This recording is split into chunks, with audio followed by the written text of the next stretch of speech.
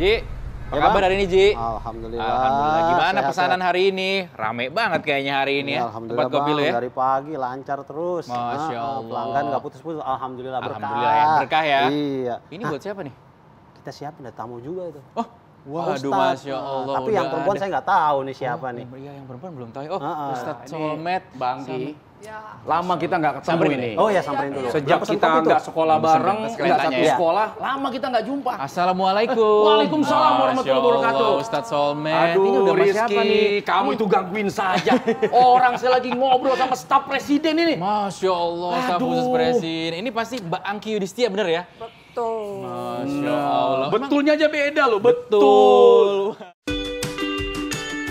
Menjadi penyandang disabilitas bukan halangan untuk berprestasi.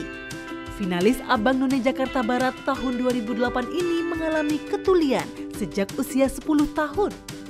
Konsumsi antibiotik berlebih merusak pendengarannya. Mengidap keterbatasan pendengaran saat remaja bukanlah hal yang mudah. Ia kerap merasa tertekan dan kurang percaya diri.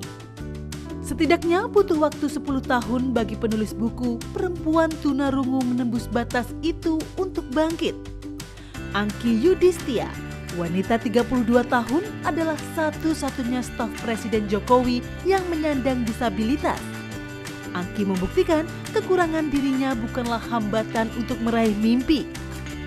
Apa yang membuat ia kuat dan kembali bangkit? Dan bagaimana ia bisa menjadi staf khusus Presiden? Yuk saksikan kisah inspiratifnya dalam Ngopi, Ngobrol Perihal Iman. Mungkin kita ingin tahu ya, Ustadz, cerita awalnya Mbak Angki ini kan sebagai penyandang disabilitas, tunarunggu. Saya dengar sejak usia 10 tahun Mbak Angki ya? Ya, betul. Itu ceritanya seperti apa? Jadi ketika umur 10 tahun itu orang tua saya tuh kan pindah kerja. Jadi ketika di Indonesia Timur, di Ternate pada waktu itu mengalami malaria. Demam tinggi. Jadi sehingga pada waktu itu kan antibiotik ya. Nah, antibiotiknya ini efek sampingnya sehingga menyebabkan syaraf yang nggak bisa mendengar, makanya sekarang harus pakai alat bantu. Oke. Bentar ya. Jadi alat bantu nih. Nah, Oke. Iya, jadi alat bantu di kanan kiri. Telinga kanan kiri Kanan malah ya, kiri. Bang Ki ya. Jadi kalau walaupun pakai alat bantu ini, tapi harus tetap lihat gerakan bibir. Jadi kalau Pak Ustadz lihat ngomongnya, Halo Bang Ki. aku nggak tahu ngomong apa. Allah karim. Jadi nanti kalau nanya, Tapi dengar. ada suara, Oke. tapi nggak tahu ngomong apa. Makanya harus lihat gerakan Lihat bibir. gerakan bibir. Oke. Gitu, Berarti susah ya. keahlian Mbak Angki adalah mampu membaca gerak bibir orang. Betul. Masya Allah. Itu dipelajarin nggak sih? Atau dia otodidak dengan sendirinya? Otodidak. Jadi kalau kita dengan teman-teman komunitas, teman-teman tuli, teman-teman tunarungu, itu biasa kita menggunakan bahasa isyarat, ya kan. Tapi ketika bertemu dengan teman-teman non disabilitas, biasa lihat gerakan bibir. Jadi biasanya orang lain itu biasa dari mata turun ke hati kan. Oh. Ya. Kalau saya dari mata naik ke otak. Kan aku mikir, ini orang ngomong apa gitu. Masya Allah. Tapi Apa, ini mau order kopi apa nih? Kayaknya Americano boleh. Americano ya, Ji, Americano. Mbak Angki? Latte. Aman ya, gue biasa aja ya. Oke. Oke, siap, Masya Nah, Allah. ini kan kemarin Betul. pandemi Mbak Angki ya. Betul. Semua orang pakai Masker. masker. Betul, Ustadz. Itu gimana cara Mbak Angki berkomunikasi? Iya, sebelum pandemi aja udah kita terbatas, apalagi pandemi itu sangat super terbatas banget.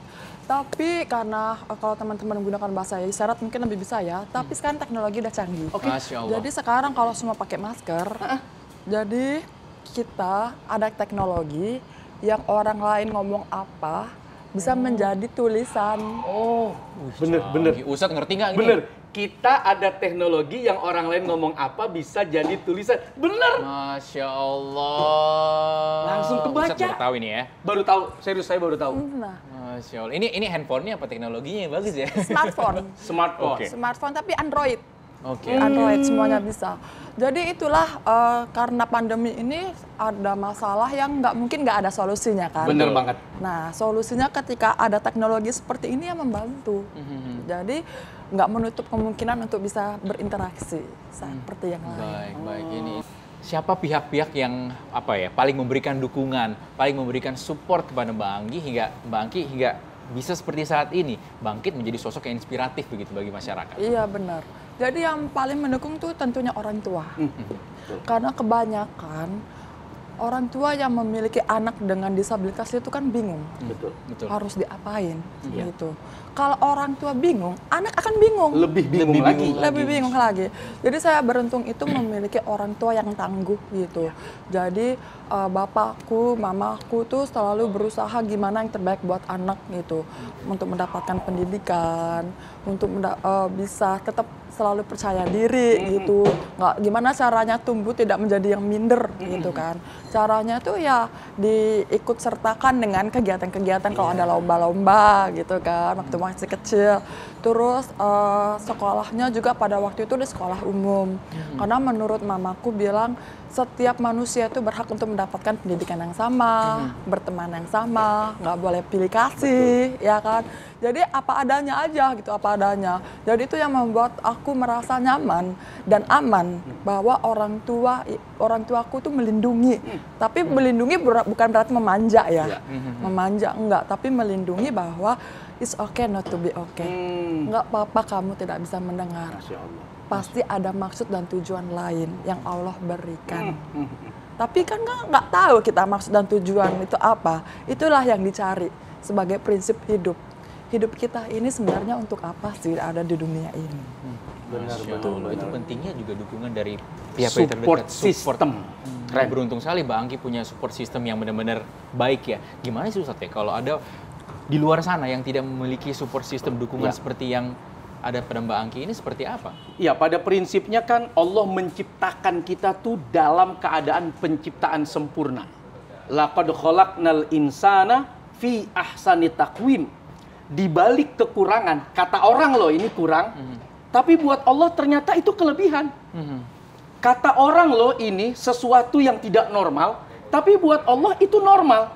Buktinya, seperti Mbak Angki yang tadi mengalami tunarungu, lulus master sudah di sekolah internasional. Wah, ada orang yang ininya bagus, sekolah di pohon bambu aja nggak lulus. Masya Allah, subhanallah. Ustaz, kopi udah datang. Bener-bener, kopi udah datang, Mbak Angki. Makasih Fauzi. Makin seru perbincangan kita, Masya Allah. Kita ngopi dulu. Jawabannya sama-sama. Oh gini, sama-sama. Oh, sama-sama. Jadi bahasa isyaratnya terima kasih. Terima kasih. Kalau tadi begini apa ini begini nih? Love. Oh itu. Oh gitu. Terima kasih sama-sama. Tapi kamu jangan begini, kamu tadinya minta bayaran. Mana ini belum bayar, nanti urusan bayar Rizky yang urus. Oh gitu ya, gaspol dulu ya. Masya Allah, kita ngopi dulu, ngobrol perihal iman.